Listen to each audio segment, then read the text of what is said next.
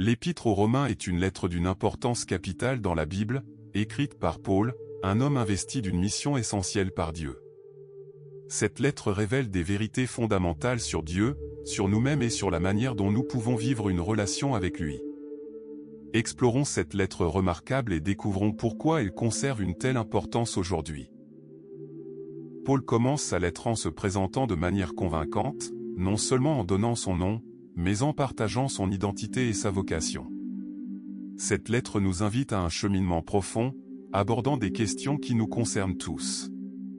En Romains 1:1, Paul dit « Paul, serviteur de Jésus-Christ, appelé à être apôtre, mis à part pour l'évangile de Dieu. » Ces paroles sont porteuses d'un sens profond. Paul se perçoit comme un serviteur, consacrant sa vie entièrement à Jésus. Il ne se vante pas de son statut, mais reconnaît sa totale dépendance envers Dieu. Parallèlement, il affirme avoir été choisi pour être apôtre, investi d'une mission particulière, proclamer la bonne nouvelle de Jésus. Paul souligne que le message qu'il partage n'est pas le sien, mais celui de Dieu, un message qu'il a été choisi pour transmettre. Dans Romains 1:2-4, Paul développe cet évangile. L'évangile qu'il avait promis d'avance par ses prophètes dans les Saintes Écritures, concernant son Fils, qui, selon sa vie terrestre, était issu de la lignée de David, et qui, par l'Esprit de sainteté, a été proclamé Fils de Dieu avec puissance par sa résurrection d'entre les morts, Jésus-Christ notre Seigneur. Paul affirme clairement que ce message n'est pas une invention nouvelle, mais qu'il accomplit des promesses faites jadis par Dieu par l'intermédiaire des prophètes. Jésus est au cœur de ce plan, pleinement homme en tant que descendant de David et pleinement Dieu en tant que Fils de Dieu, une vérité essentielle pour comprendre sa vie et son œuvre. Paul exprime sa gratitude envers les croyants de Rome. Dans Romains 1:8, il écrit « Je rends grâce à mon Dieu par Jésus-Christ pour vous tous, car votre foi est proclamée dans le monde entier. » Il se réjouit de voir que leur foi rayonne déjà à l'échelle mondiale. Paul aspire également à les rencontrer, non seulement pour les enseigner, mais aussi pour apprendre d'eux, et s'encourager mutuellement, Romains 1:12. Il présente la foi comme un cheminement partagé, où chaque croyant contribue et grandit. Puis, Paul introduit le thème central de sa lettre. En Romains 1:16-17, il déclare « Car je n'ai pas honte de l'Évangile, parce qu'il est la puissance de Dieu pour le salut de quiconque croit. » En effet, la justice de Dieu est révélée dans l'Évangile, une justice qui vient de la foi et qui conduit à la fin. Ici, Paul souligne que l'Évangile n'est pas une simple idée, mais la puissance agissante de Dieu pour sauver quiconque croit. Le salut ne repose pas sur nos efforts, mais sur la foi, une confiance totale en Dieu. Ceci ouvre la voie à l'exploration de la manière dont nous pouvons être réconciliés avec Dieu par Jésus. Paul commence alors à expliquer pourquoi l'humanité a besoin du salut. Romains 1:18 dit « La colère de Dieu se révèle du ciel contre toute impiété et toute injustice des hommes qui, par leur injustice, retiennent la vérité captive. » Cela peut paraître sévère, mais Paul dresse un tableau réaliste de la réalité humaine. Dieu n'est pas indifférent à l'injustice, sa colère est l'expression de son amour profond, incapable de rester passif face au mal. Paul nous exhorte à affronter avec lucidité nos propres faiblesses et celles du monde. En Romains 1:20, Paul souligne que l'existence de Dieu est manifeste à travers la création.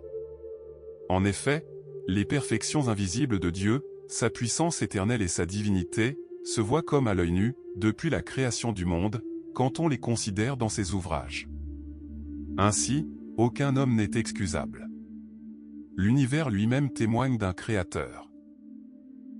Le problème n'est pas le manque de preuves, mais le choix humain de les ignorer. Romains 21-23 explique les conséquences. Lorsque les gens rejettent Dieu, ils se créent leur propre Dieu, image ou idole, voire des choses intangibles comme la richesse ou le statut social et, ce faisant, ils deviennent esclaves de ces idoles au lieu d'être libres. Paul poursuit en Romains 1:24, expliquant que Dieu permet aux hommes de subir les conséquences de leur choix.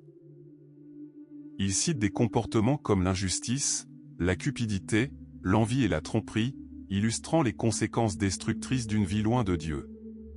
Cependant, Paul nous interpelle aussi, en Romains 2:1, il nous avertit que juger les autres ne nous dispense pas de notre responsabilité, nul n'est parfait.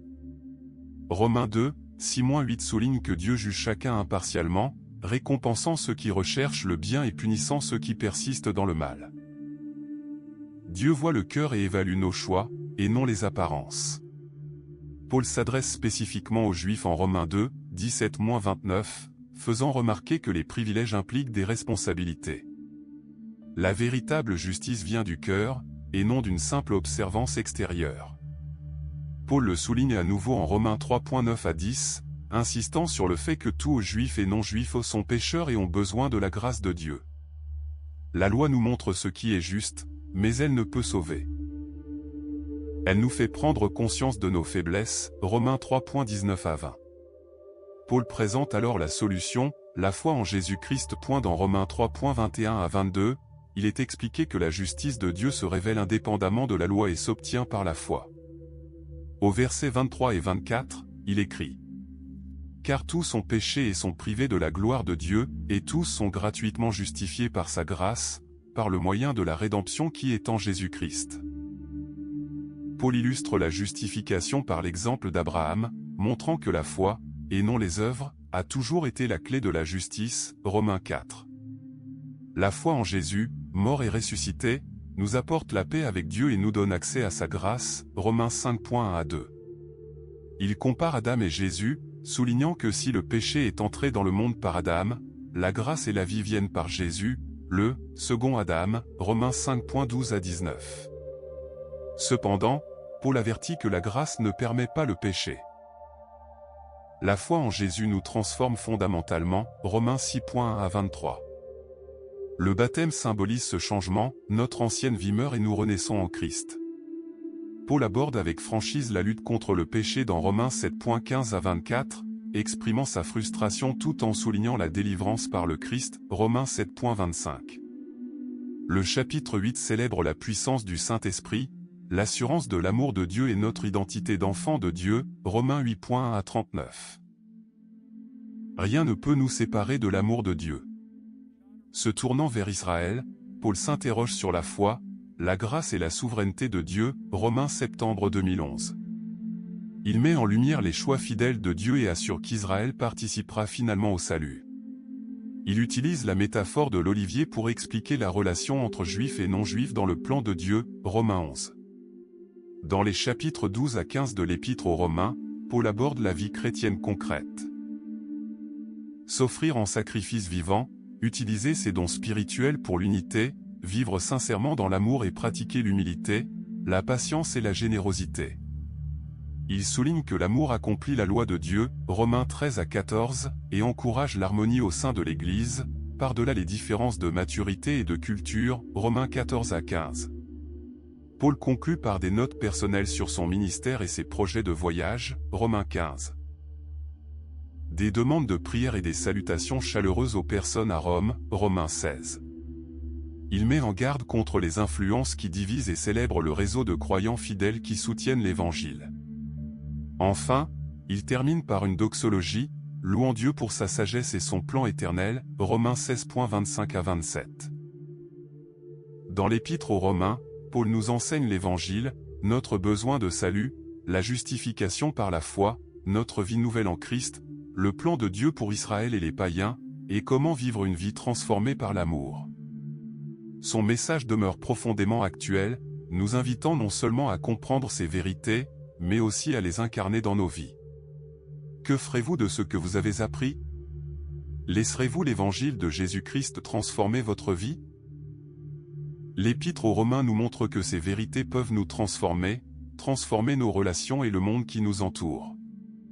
Partagez ce message, mettez-le en pratique et continuez d'explorer les richesses de la parole de Dieu.